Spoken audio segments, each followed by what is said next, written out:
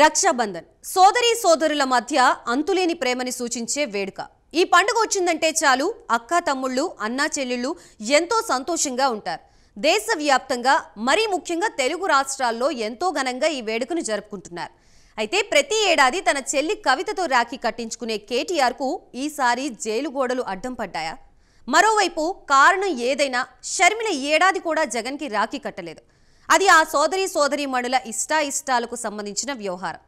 అయితే మాజీ మంత్రి గుడివాడ అమర్నాథ్ ఆ వ్యవహారంలో దూరి షర్మిలపై అనవసర కామెంట్స్ చేసి వైఎస్ అభిమానులకు టార్గెట్ అవుతున్నారు.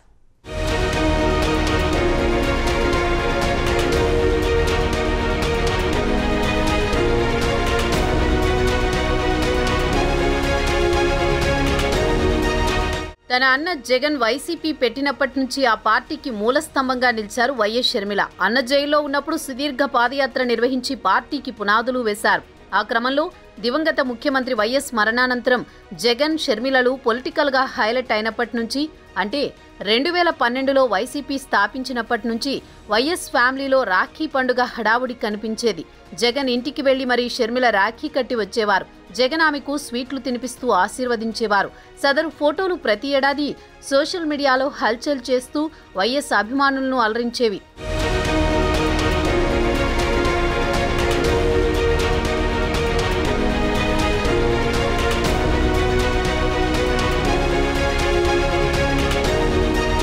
అయితే కొన్నేళ్లుగా సీన్ మారిపోయింది. అన్నా చెల్లెళ్లు రాజకీయ ప్రత్యర్థులుగా మారిపోయారు.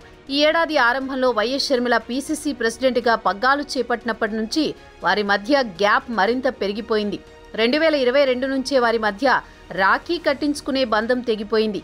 అప్పట్లో తెలంగాణలో పార్టీ పెట్టుకుని వైటీపీ అధినేత్రిగా ఉన్న షర్మిల ట్విట్టర్ వేదికగా తన అన్నకు రాఖీ శుభాకాంక్షలు తెలిపారు. ఇక ఈ ఏడాది అదీ లేకుండా పోయింది. ఇప్పటికే వైసీపీతో పాటు జగన్ను ఒక రేంజ్లో టార్గెట్ చేస్తున్నారు. ఎన్నికల ప్రచారం జగన్ ఓటమే ధ్యేయంగా ప్రచారం చేశారు. వైసీపీ ఘోర పరాజయం తర్వాత కూడా ఆమె అన్నని వదలడం లేదు. వైసీపీ ఇక అధికారంలోకి వచ్చే అవకాశమే లేదని శాపనార్థాలు పెడుతూ జగన్ పుండుపై కారం చల్లుతూనే ఉన్నారు.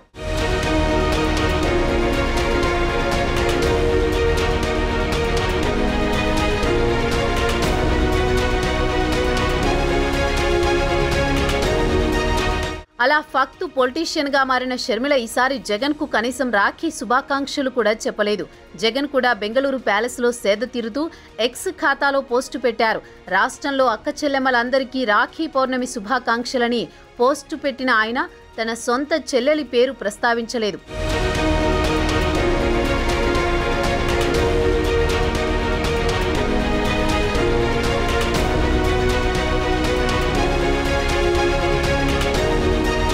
ఇక తెలంగాణలో మాజీ సీఎం కేసీఆర్ ఫ్యామిలీలో రాఖీ పండుగ హడావుడి ప్రతి ఏడాది కనిపించేది. ఎమ్మెల్సీ కవిత తన అన్న కేటీఆర్ కి ప్రతి ఏడాది రాఖీ కట్టేవారు. అయితే ఆమె లిక్కర్ స్కామ్ లో అరెస్ట్ అయి 5 నెలలకు పైగా హైదరాబాద్ కు దూరమయ్యారు. కవిత అనూహ్యంగా సొంత కుటుంబానికి దూరంగా ఉండాల్సి వస్తోంది. ఎంతగానో ఇష్టపడే ఒక్కగానొక్క కుమార్తె జైలు పాలవడం కేసీఆర్ ను తీవ్రంగా వేదనకు గురిచేస్తోందని చెబుతున్నారు.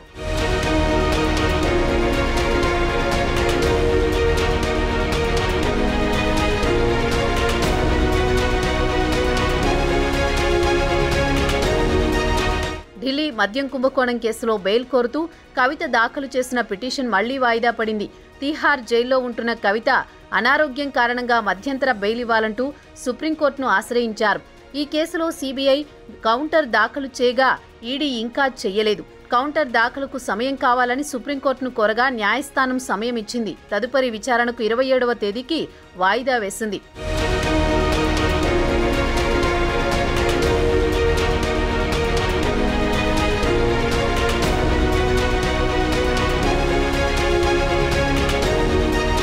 సరిగ్గా ఏడాది కిందట రాఖీ పండుగ సమయంలో తెలంగాణలో బీఆర్ఎస్ అధికారంలో ఉంది. కవిత అన్న కేటీఆర్ తెలంగాణలో కీలక శాఖల మంత్రిగా ఉన్నారు. దీంతో కేటీఆర్కు కవిత రాఖీ కట్టే ఫోటోలు తెగ వైరల్ అయ్యాయి. ఇప్పుడు ఆమె జైల్లో ఉన్నారు. ఆమె బెయిల్ కోసం కేటీఆర్ ఢిల్లీ వెళ్లి ఎన్ని ప్రయత్నాలు చేసినా ఫలించడం లేదు. ఆ క్రమంలో రాఖీ పండుగ సందర్భంగా కేటీఆర్ తన సోదరిని తలుచుకుంటూ భావోద్వేగ ట్వీట్ చేశారు. నువ్వు ఇవాళ రాఖీ కట్టకపోయినా నీ కష్టసుఖాల్లో నేను తోడుగా ఉంటాను అంటూ ట్వీట్లో కేటీఆర్ పేర్కొన్నారు. దానికి గతంలో కవిత రాఖీ కట్టినప్పటి ఆమెను ఈడీ అరెస్ట్ చేస్తున్న సమయంలోని ఫోటోలను జత చేశారు. మొత్తానికి 2 రాష్ట్రాలకు చెందిన ఇద్దరు అన్నలు ఈసారి చెల్లెళ్లతో రాఖీలు కట్టించుకోలేకపోయారు.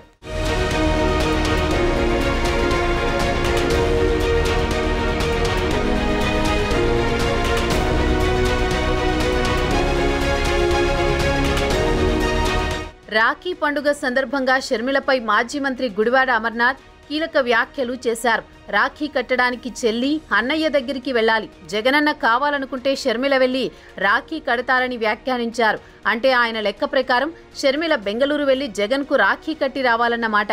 అమర్నాథ్ అక్కడితో ఆగితే బాగుండేది, కానీ తన నోటి దూకుడు మరోసారి ప్రదర్శించారు. ఏ అన్నయ్య దగ్గరికి వెళ్లి షర్మిల రాఖీ కడుతుందో చూడాలని ఆయన చేసిన వ్యాఖ్యలు ఇప్పుడు చిచ్చు రేపుతున్నాయి.